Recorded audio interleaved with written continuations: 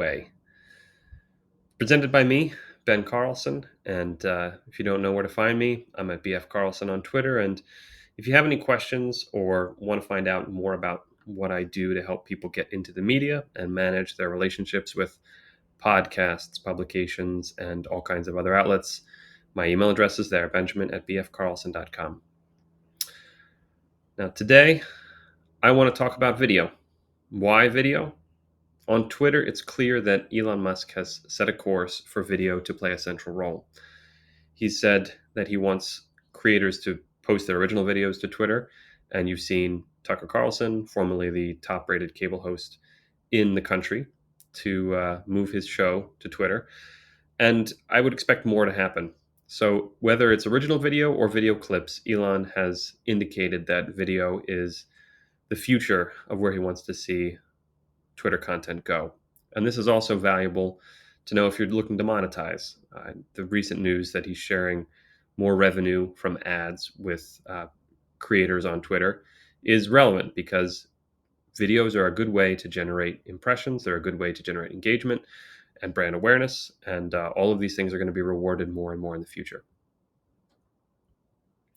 Who am I to teach you about this? Well, in my career, I'm a journalist, I'm a writer, media coach, and a communications executive. I have served as the executive producer on international documentaries as part of my work. And currently, I oversee a video brand with millions of views to original videos.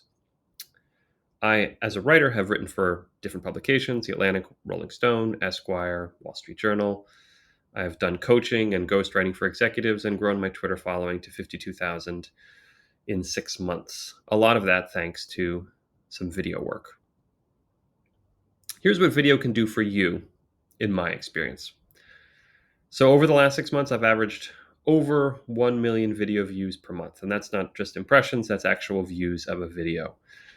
And I do this not by posting original clips of me talking, as I am to you now, but using video clips that I select from other sources.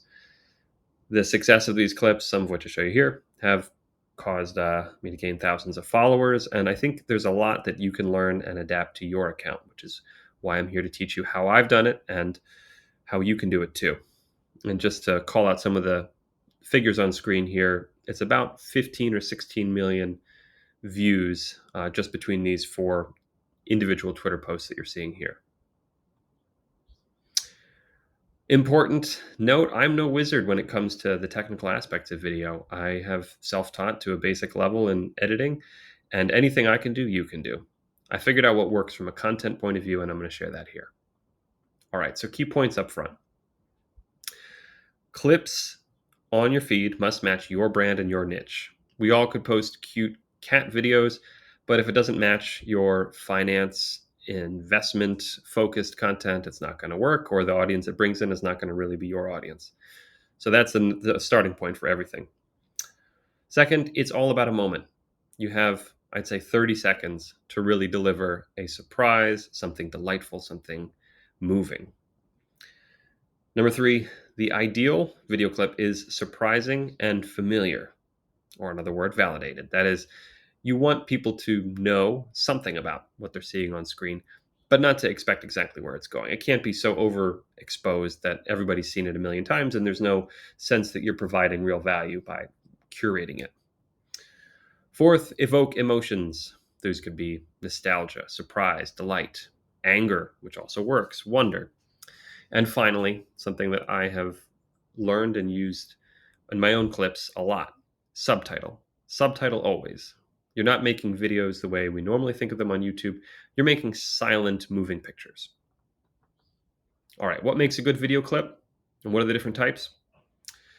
Figure out what suits you best. I'm going to run through some of the categories here to stimulate your thinking so you start imagining where you might source and identify potential clips that you could use.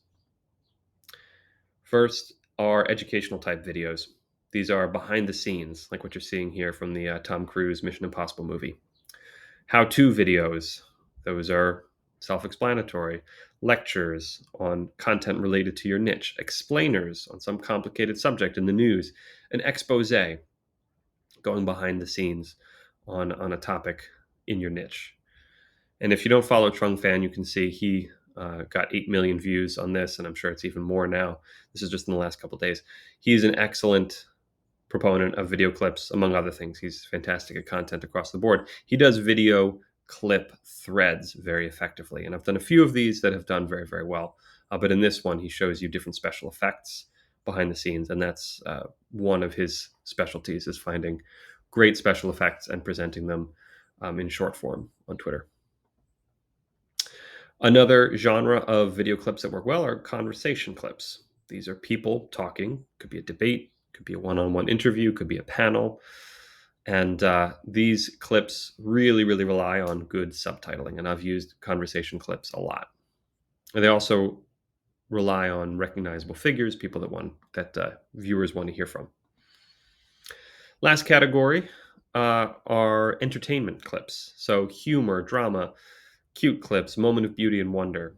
Here you can see Historic Vids, which is a large history-focused account, although it actually does a lot of different types of content, shared a Norm Macdonald moment from Who Wants to Be a Millionaire in 2000. This taps into nostalgia, taps into humor, it's short and to the point, and it's familiar but surprising because you haven't seen it in a long time, if you've seen it at all. Some accounts that do this well, if you aren't already following them, The Feigen does a lot of animal-focused clips. Historic Vids does older clips like the ones I tend to do, and also more recent pop culture ones. Trung Fan does fantastic special effects clips.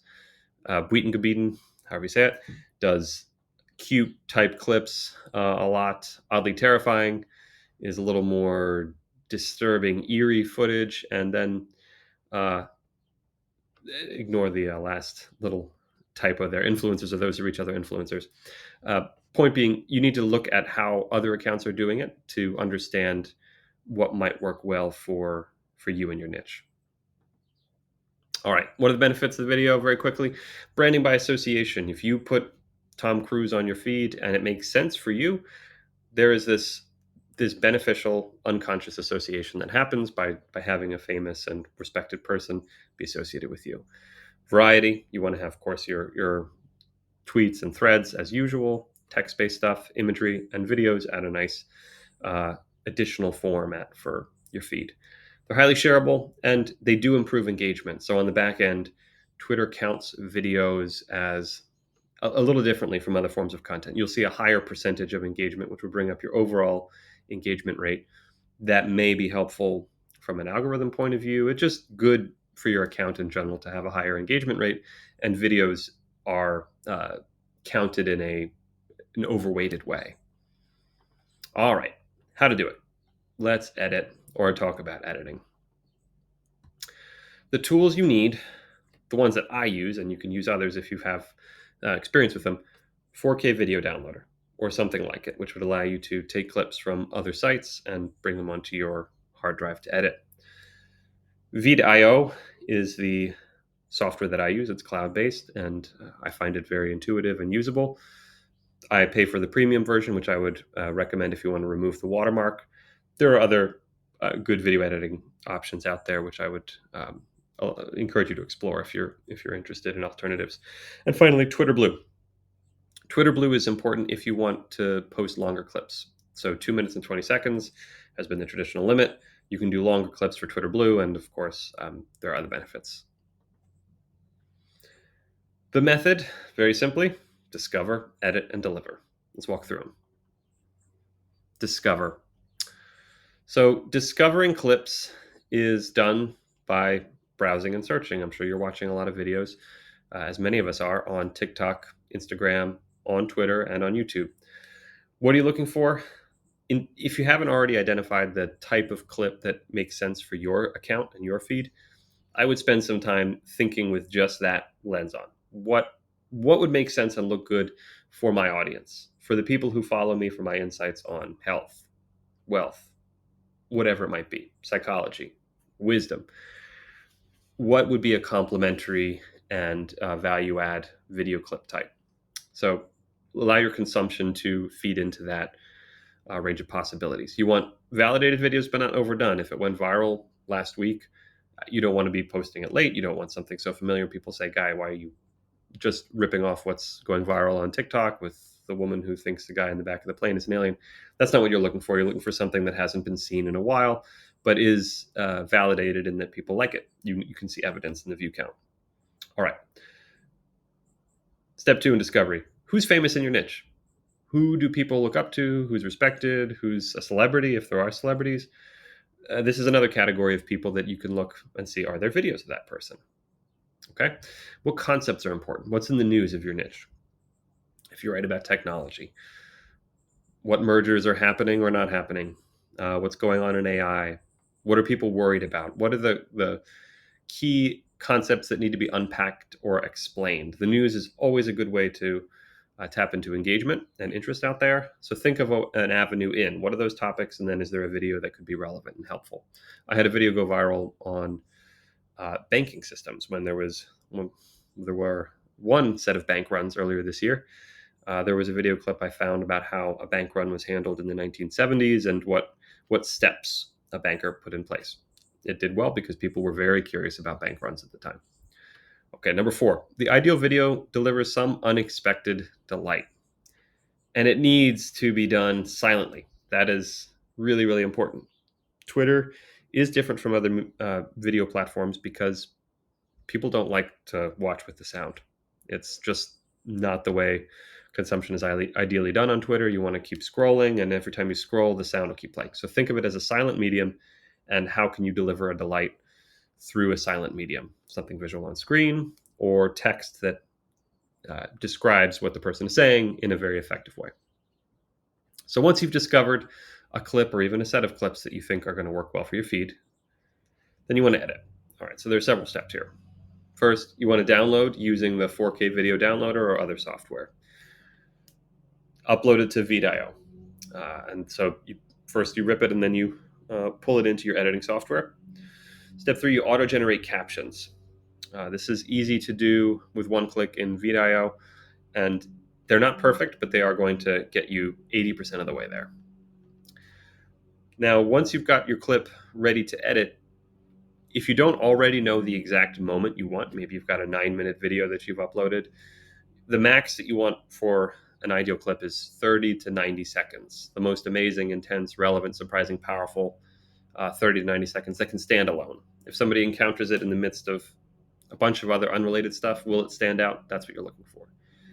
So you need to isolate that key moment. You may need to watch it or listen to that clip several times. I've done this in the car, listening to video clips, and then I'll make a note of the timestamp later on. And you may come down to 2, in which case maybe you have a video thread. But don't overdo it. Don't make a long video clip unless it's very, very strong and it justifies itself. Okay. Once you've got that clipped, you want to mark the moments that you want to edit, and then see if the speed could be tightened. Depending on what kind of clip you're doing, some people have a naturally slower cadence, and this being a silent video, you don't want a long pause between all of the phrases that you see on screen. So you can adjust the speed 10 to 15% without causing any feeling of an uncanny speaker, an uncannily fast speaker. Now, some people speak really quickly, and you don't want to mess around with that. All right, finally, the most time-consuming part is edit your captions. People underestimate this. What are some of the details to look for? The line breaks. What full sentence is shown on screen? You want it to read like somebody is thinking it and going through sentence by sentence. Think of it kind of like an email, how you would break up the sentences in an email to have rhythm, to have drama. That's what you want your captions to have. Now, you don't need to edit every single line of the subtitles in a certain clip, but do think about how each line is going to stand alone and look on screen.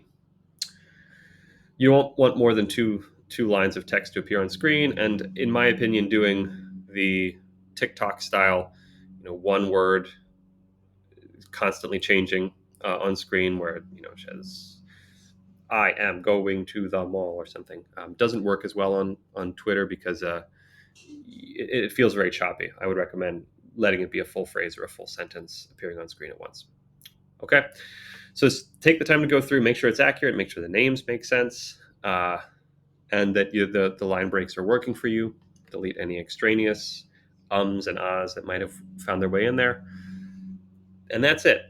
Then you want to download the clip, and you have your HD 45-second, 30-second clip ready to upload.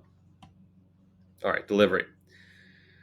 Your job is to get the viewer to watch. So this is where you draft the text to show your video. You need to spend as long on the hook. You only have one tweet to do this as you do on the edit. So I often draft up 3 or 4 versions of a video caption or video hook before I choose one. As you're doing the edit, I'd recommend taking notes. What strikes you? What are the key quotes? What are your impressions? What is the feeling that you think people are likely to get watching this? You want to cue that up for them. You want to prime them to know what they're supposed to feel. That makes them interested to watch it, and it also gives them that feeling of satisfaction when it's delivered. Okay, so think of every video clip as a little promise, and the better you get at delivering and even over delivering on what people are expecting to get, the likelier they are to share it and to respond to it, to comment. So spend the time thinking about what is that reaction, what is that feeling, that takeaway you would want to suggest without being overly prescriptive. How should the viewer feel? What should they watch for? What's the moment that they're waiting for? Is there a moment that they should wait for? And can you cue it up? Stick around till the end, because they might not know that the really devastating line, even though it's interesting all along, is at the last 5 seconds of the clip. All of that you want to put in as few words as possible. And if appropriate, you can ask a question. So here are 2 case studies in terms of the hook. One just from the other day. So on the left, this is a clip of the astronomer Carl Sagan. And to step back and contextualize what I do, I tend to take intellectual figures, people who have some fame from writing books or being known as an influential thinker, and I like to take their interviews, find a clip that's relevant to something going on in our times, and cue that up for readers, so they have a feeling of nostalgia and recognition. Oh, look, that's Carl Sagan, I love him. Or that's Jorge Luis Borges, I love his writing. I've never seen him talking before. So that's one emotional reaction right there. And then there's this moment of surprise or satisfaction when they actually learn something that feels like it speaks to your life right now from 30, 40 years ago. Okay, so Carl Sagan's last interview before his death in 1996, I packaged up like this. In the last interview of his life, astronomer Carl Sagan warned of the dangers that come when citizens cannot ask skeptical scientific questions of those in authority. Watch and ask, was he right? This does a few things. First, it asks a question, a very simple question. As AOP has advised, you want to have a question that people can easily answer and have an opinion on. Was he right or was he wrong? He's probably right. But you can weigh in either way, and people who feel he's right now feel like they've added something. More importantly, it mentions this is the last interview of his life, so it feels like a poignant last statement. It reminds you who he is. He's an astronomer, but it doesn't go over the top. And I've identified Carl Sagan, among many others, as somebody that people feel passionately about. So in your niche, there may be people who feel who have a passionate following, like Warren Buffett, or whoever it might be, Muhammad Ali, or somebody historically or more recent who has a very strong following. That's the kind of person that you want to look for.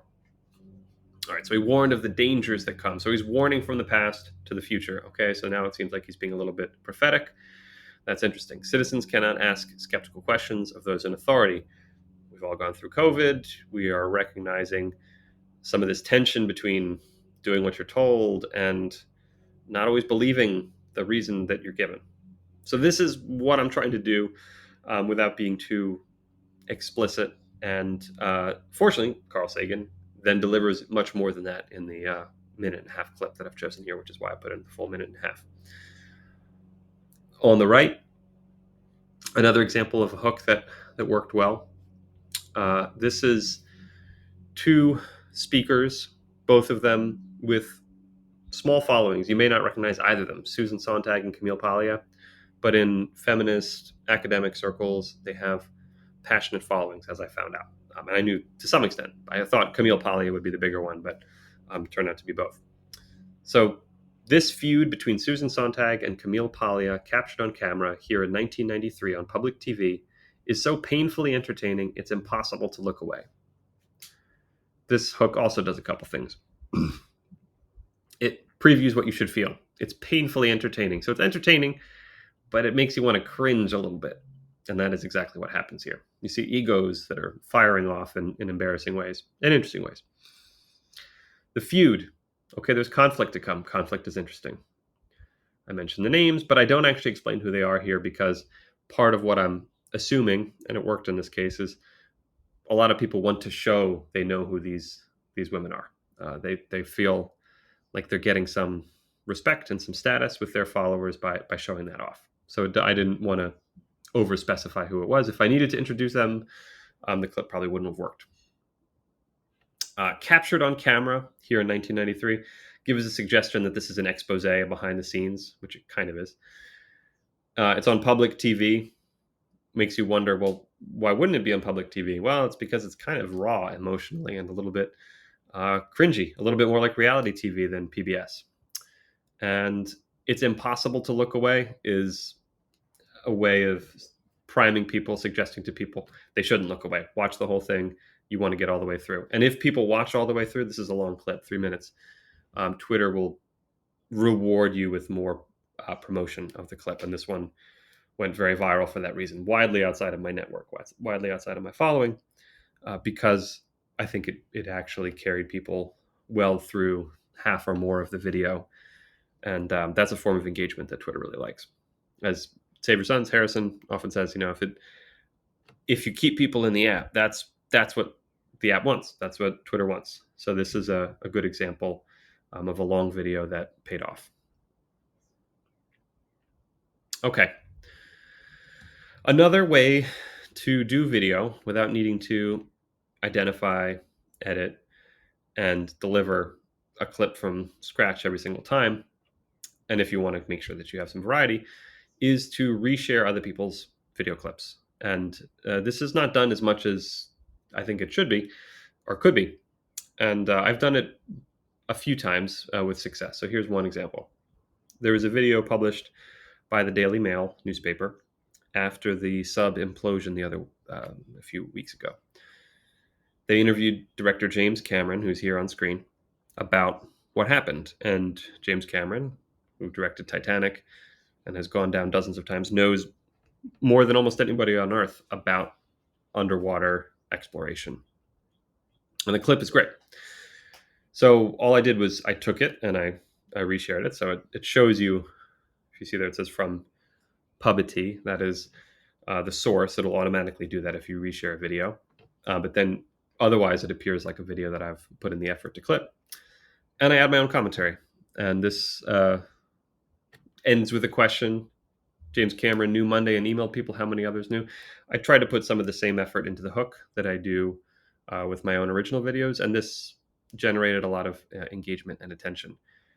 Reshares work especially well for news clips if you have some overlap with, say, politics, or if there's a hearing in Congress or in the government about a technology company that your niche is related to, or there's just something that's being covered in the media that is relevant. Think about doing a reshare and adding your own gloss to it for your audience if you have some value to add. That can be an easy way both to test what works and to deliver this to your audience without needing to put in all the effort on editing. Final details to keep in mind, and I will quickly after this go through a demo on Vidio so you can see exactly how I do it. Copyright. Be smart. What I can tell you is I tend to use older videos partly because of a fair use rationale. Fair use is if it's in the news and widely discussed and shared already, then there is additional coverage. You have additional protection under a fair use argument. I also use some videos so old that they literally are not under copyright anymore. I also tend to go to places that are more public facing, so public TV stations are not quite as aggressive about policing their video clips. And I'm not suggesting that you should skirt the law. You should respect it, but there is a very gray area on fair use, and try to be smart about staying in a safe part of fair use. So I would not recommend sharing Hollywood movie clips that have nothing to do with your niche and you don't really have any value to add. The other thing to keep in mind is the length. So if you're taking a clip of something and adding value to it and putting in the time to make the captions and perhaps other edits, there is some difference there. It's kind of like what YouTube channels do when they're making video commentary. They'll take the clips from the previews and they'll play them and slice them and dice them in a dozen different ways because that's seen as a more acceptable kind of fair use. So be smart. Second final detail, load your longer videos directly in the app. So if it's over 2 minutes and 20 seconds, do not use Tweet Hunter. And I'd say in general, it's going to be safer and less painful to do your videos directly in Twitter or you could even use TweetDeck. But I do it directly through the app, and especially for longer ones. Third, add your calls to action in Twitter Studios. Now, this is if you really want to spend a little extra time on it, you can add titles to the videos, a little bit of descriptive text, and if you hover over the video clip, there's a link to a website. I'll show you here. Visit bfcarlson.com, which actually links to my newsletter sign up. This takes a little extra doing, but if you go to studio.twitter.com, you're able to access more of these features. You edit it as if it's an ad, and then you just post it publicly, not as an advertisement. And it allows you to do a little bit more customization. All right, if you're interested in more, come say hello, follow me, DM me, send me an email, check out my Substack, and stay tuned for a few seconds from now when I switch over to showing you very quickly how I do it in Vidio, just so you see some of the shortcuts that might save you time if you choose to use that app. Thanks. And we're back. Here I am in my Vidio backend, and I will show you a very quick tutorial in how I go through this process. All right, so I'll even do it from scratch. New video, create a project. Upload a file. Now, I'll grab one that I have here of Michel Houellebecq. Drag and drop.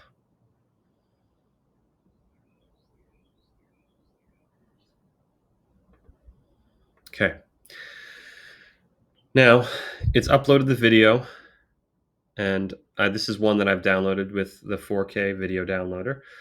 I will go over to subtitles, auto transcribe in English, and it will take a few minutes to generate the subtitles. Once we have those, I'll show you quickly how I would go through and edit it. In the meantime, let's look at the media itself. All right, so this is an interview that the novelist Houellebecq did with the BBC in the 90s, and he says some strange and provocative things here through a translator. And I would probably clip from around, here we go, where he starts talking on screen with the interviewer about how he lies all the time. Okay. So I think it's roughly around here. Let's go into the subtitles, and you'll see it has done a pretty good job on a first pass in splitting up the lines and giving us basically what's being talked about. But of course, his name is misspelled, so I would want to change all the instances of that. But first, I'm looking for the part that I think would be most relevant. If I look around,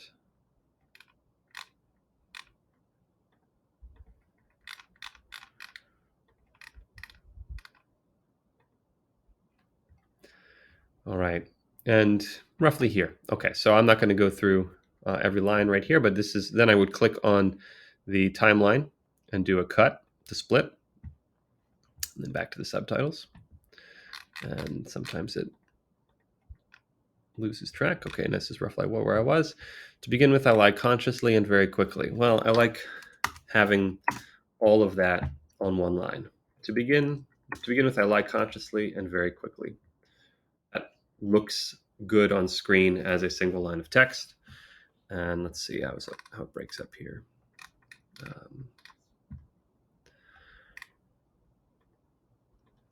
I mean by that, I've never been able to talk about my life. I've never been able to talk about my life. All right, I've adjusted the line breaks there. Where do I want to end it? And here's, of course, the misspelling of his name. And what I do is I would go through every line of this and figure out roughly where the most interesting part is. Let's just say I find it here. I'm constantly on the defensive. It's more an absence of respect, really. Just interpret it as insolence. Just interpret it as insolence. All right, so this should actually be just interpreted. And I switch back to the timeline here, and I will split it. All right, now I have a clip. If you look here, you'll see it goes from 2 minutes 31 seconds to 4 minutes 29. So this is 2 minutes. This is longer than I think I would want to put on Twitter. I might need to cut out some of the narrator or the interviewer's commentary, and then maybe I'd even tighten it. So if I wanted to tighten it, I could go to the speed, set the speed to a custom of, let's say, 1.1, 10% faster. Now it's 2 minutes 30 seconds to 4 minutes 18, so it's a little bit less than 2 minutes. Great. I'll clip it a little bit more. Then I'll show you what to do to export, or if you wanted to add a little watermark on screen. And I do this for a simple reason, which is I doubt it drives many conversions at all. So I put my handle there. I'll put it in a rounded background. I'll make it nice and small, but somewhat legible. Pop it up here. If you put in the time, and if I put in the time to find the clip, find the moment, and put in the correct captions, that is adding some value. And early on, I did not put watermarks on things because obviously these are not my original interviews, but I have put in effort to the clips. Well, one of my clips was taken by somebody else, reshared, and ended up going hugely viral. So millions of views that could have been for my clip, and it would have helped, I think, either to get an acknowledgement from the person who shared it if I'd had a watermark on it, or it may have driven people back to check out my profile. So since then, I typically put a small watermark on it just to encourage people to acknowledge me, or just to engage directly with the post rather than taking it for themselves. All right, so I've put in that watermark. I've stretched it out over the entire span of the video. I want just this clip. I'll download the section, change the quality to HD, and then I would download it. It would give me the clip, and I'd upload it to Twitter. That gives you the basics, quick and dirty, and it can be pretty quick and to the point when you have a clip that you know will work, to get the clip that you want. Then as I'm doing it, I would take notes on the side for what moments, what little details, what reactions I'd want to bring out in the hook for my audience to get them to watch it. All right, well, I hope that is helpful in showing you some behind the scenes and how I've managed to get millions of views on these video clips that are quite simple. But if you find the right combination of subject matter for your niche and spend the time making the videos really work for Twitter, you may find similar results. And I hope they work for you. All right, thanks. Hit me up with any questions, and looking forward to the rest of CPP.